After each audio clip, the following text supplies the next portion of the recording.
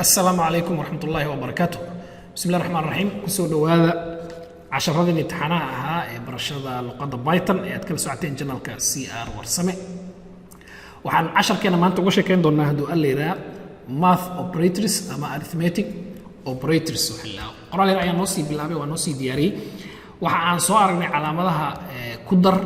laba lambar markii la isku daro waxa soo baxaya laba lambar markii la kala jaro waxa soo baxaya laba lambar markii la isku dhufto waxa soo baxayo waxaan rabnaa inaan aragno hadduu alla calaamado kale oo dheeriya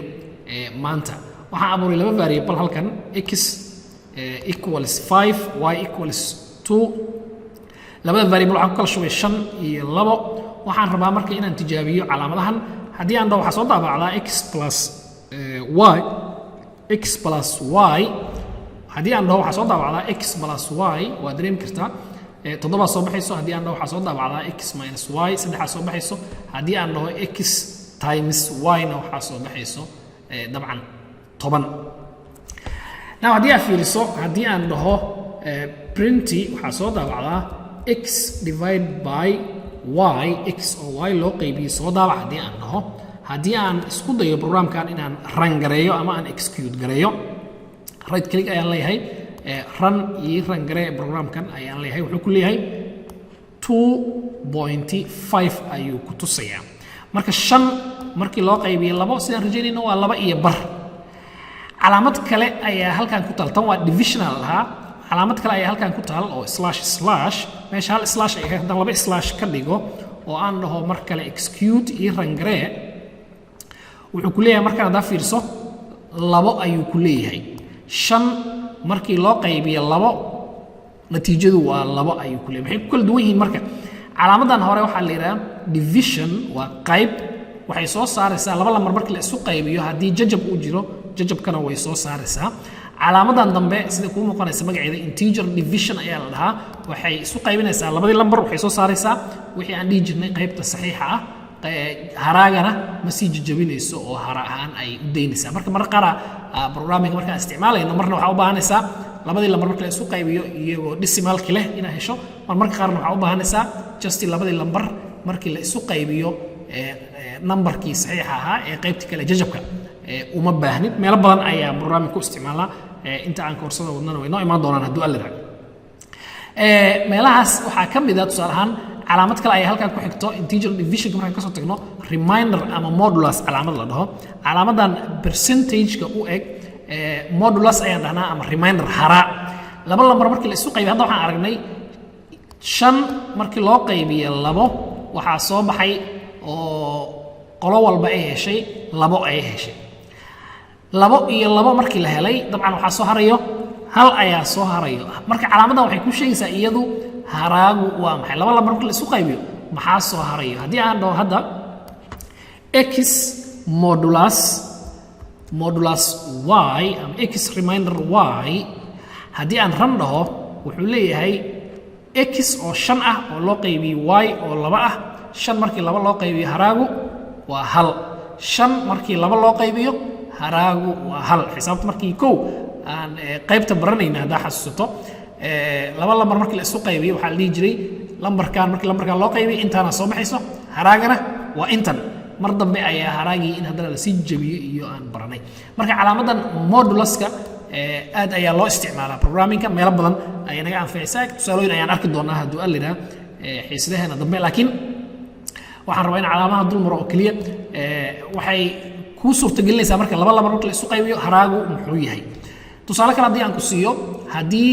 10 haddii loo qaybiyo 5 haraagu waa maxay 10 markii 5 loo qaybiyo laba labay u helaysaa haraagu waa maxay waa eber modulus marka waxay sheegaysaa 0 ayuu sheegayaa 10 haddii loo qaybiyo 4 haraagu waa maxay aan halkan ku qorqoro tusaale si aad u aragto haddii aan dhaho 10 markii loo qaybiyo 10 markii loo qaybiyo 5 haraagu muxuu noqonayaa waa isku dhamaanaysaa dabcan haraam ma laha waa macnaheedu haraam ma lahan ayay noqonaysaa eber waa haraagu sidaa ka duwan 10 markii 4 loo qaybiyo meeqay u helaysaa laba u helaysaa haraagu muxuu noqonayaa markan 2 ayuu noqonayaa because 2 lagu dhuftay 4 waa 8 2 ayaa soo harayso ayuu markaana uu ku leeyahay haddaa fiiris wuxuu ku leeyahay haraagu waa 2 toban haddii loo qaybiyo saddex ay u helayaan saddex marka lagu dhufto saddex waa sagaal waxaa soo haraya markana hal ayaa soo haraya ayuu ku leeyahay sidaas oo kale ayay dabcan noqonaysaa toban haddii loo qaybiyo lix haddii toban loo qaybiyo hal ay u helaysaa hal haddii lagu dhufto lix waa lix toban markii lix laga jirana afar ayaa soo harayso haraagu waa meeqa marka toban markii lix loo qaybiyo waa afar ayuu ku leeyahay sidaas oo kale ayaa loo isticmaala calaamadan meelo badan ayaan ku isticmaalnaa programmingka way noo imaan doonaa logigaas hadduu allira calaamada ugu dambaysa waxaa la yidhahaa calaamadaheena maanta exponent ama jibaar exponent raises a number to a power waxay ku suurtagelinaysaa markaa rabta number lagu jibaaray inaad isticmaasho hadda haddii aan dhaho tusaale ahaan x lagu jibaaray y x lagu jibaaray y shan lagu jibaaray labo shan marka waa basekii ama hooseyihii labana muxuu noqonayaa exponentigii ama jibaarkii ayuu noqonaya marka waa x to the power of y x to the power of y haddii aan dhaho ex ku garay ama ran garayna waxaan rajaynayaa dabcan 25 inay ii soo saarto dabcan x to the power of y ma ahan shan lagu dhuftay laba ma ahan ma noqonaysa waa shan oo la isku dhuftay laba mar sida xisaabta aad ku taqiinay haddii aad u baahato ayaa iyadana sidaas oo kale ayaa loo isticmaalaa jibaar ayaa loo isticmaalaa markii aad rabtid inaad laba lambar isku jibaartid waayahay haddii aan soo koobo calaamadaha sida ku muuqanaysa isku dar calaamada isku darka waxaan soo aragnay sidoo kale mararka qaar in loo isticmaalo stringska concatenation kala jarid laba lambar in la kala jaro dhammaantood marka ku tijaabi x iyo y haysataa laba lambar haysataa waxaa dhahdaa x plus y soo daabac x minus y soo daabac x times y soo daabac x divide by y soo daabac labada calaamad ee divisionka iska fiiri midna waa division oo waxay soo saaraysaa numberkii markii number loo qaybiyo haddii uu jajabkii lahaana way ku soo daraysaa kanna waa integer division labada lambar bay isku qaybiso waxa ay soo saaraysaa oo kaliya lambarkii saxiixa ahaa jajabkii way iska tuuraysaa halka modulus ama reminder operatorkan loogu talagalay inuu jajabkii laftiisa haraagii soo haray la iska reebay inuu soo saaro marka labada calaamad waa la isla isticmaalaa haddii aad rabto inaad isticmaasho oo kale sidoo kale exponent ama jibaarna waxaa loogu talagalay laba lambar markii la isku jibaaro iyo sida wax noqonayaan in uu kuu sheego waxaa mawduucan la xiriiro oo aan ku darayaa calaamadaha way kala awood badan yihiin meel markii ay ku qoran yihiin way kala awood badan yihiin tusaale simbalaha jiro oo aan ardada siiyo waxaa ka soo qaadaa halkan waxaan leeyahay waxaan rabaa laba lambar averagekooda inaan xisaabiyo marka baa hore usoo aragnay average si loo xisaabiyo iyadoo faahfaahsan laakiin waa soo koobaya haddii aan dhaho printy waxaa soo daabacdaa lix lagu daray afar loo qaybiyey labo haddaa fiiriso waxaan rabaa ka soo qaada laba lambar lix iyo afar waxaan rabaa isku celceliskooda inaan helo isku celceliska maxaa lagu heli jiray sida aan naqaano labadii lambaroo la isku daray oo kabacdina laba loo qaybiyey hadda haddii aad fiiriso dadka markay programming ku cusub yihiin badankood wuxuu u fahmayaa statementigan lix lagu daray afar toban loo qaybiyey labo shan inuu isiinaya marka averageka labadan lambar oo noqon lahaa lix markii lagu daro afar waa toban laba markii loo qaybiyana shan ayuu noqon lahaa sidaas ayaa dadka badankood ay rajaynayaan in uu soo saaro calaamadan haddii aan rangaray haddii aan dhaho execute halkan ama run wuxuu ku tusayaa 8 haddii aad fiiriso marka lix lagu daray afar waa toban loo qaybiyey labo waxay noqon lahayd shan sida aan rajaynaynay ma aynan noqonin maxaa keenaya marka inaan sidaa aynan u shaqaynin waxaa keenayo sida aan anagu rabnay sida aan u qorno inaan geeskan laga soo bilaabo saan loo soo wado ma samaynayso waxay samaynaysaa markii expression uu qoran yahay more than one operator hal calaamad ka badan markii ay ku qoran tahay waxa ay fiirinaysaa calaamadahaas way kala awood badan yihiin waxay leeyihiin wax la presidency ama hierarchy operator presidency awooda operators way kala awood badan yihiin marka sidaan oo kale ay u qoran yihiin waxa ay fiirinaysaa meeqa calaamad ayaa ku jirto yaa ugu awood badan maxaa laga wadaa markay ugu awood badan calaamadaha markii meel ay ku qoran yihiin waxa ugu awood badan Python markii la joogo exponentiationka ama jibaarka calaamadii aan ku sheegnay ayaa ugu awood badan waxaa ku xigo multiplication division labada nooc dabcan iyo reminderka waa isku awoodtaas multiplicationka divisionka oo labadiisi nooca iyo reminderka afartaas waa isku awood iyaguna waa awood xigto waxa ugu dambeeya ama ugu awood yar ku dar iyo ka jar calaamadaha waxaan sheegaa dabcan math operatorska aan ku sheegnay hadda aan ka sheekeynayni additionka iyo subtractionka ayaa stageka ugu dambeeya jooga dhammaantood marka waxaa kasii awood badan bracketska ayaa kasii awood badan waxaan dhahnaa marka number 1 waxaa ugu awood badan aan leenahay aan brackets ku daro bracketska ugu awood badan wixii brackets aan dhex geliso iyaga laga dhex shaqayn doonaa marka hore waxaa ku xigo jibaarka waxaa ku sii xigo ku dhufashada iyo qaybta labadeeda nooc iyo reminderka ama moduluska oo ah calaamadii haraaga noo sheegaysay iyo ugu dambeyn waxaa ugu awood yar ku dar iyo ka jar haddii ay calaamaduhu ay isku awood yihiin ay meel ku wada qoran yihiinna waxaa loo kala hormarin doonaa sida ay u soo kala horeeyaan tusaale haddii aan hadda aan ku dhaho halkan waxaa haysataa 5 plus 2 times 4 meesha maxaa kugu qoran ku dar iyo ku dhufo laba calaamad ayaa noo qoran ma la dhahayo marka 5 lagu daray 2 lagu dhuftay 4 ma la dhahayo sida aan rajaynayna annaga waxaa la samayn doonaa waxaa leeyahay ku dar iyo ku dhufo ayaa halkan yaalaya awood badan ku dhufada awood badan waxaa leeyahay marka 2 iyo 4 la isku dhufanaya marka hore 8 ayaa waxaa leeyahay markaas 5 iyo 8 isku dar 10 iyo 3 haddii laakiin la dhihi lahaa 5 lagu daray 2 7 lagu dhuftay 4 waxay noqon lahayd 28 marka ma la samaynayo waxaa la samaynayaa labada la isku dhufanaya 8 lagu daray 5 3 marka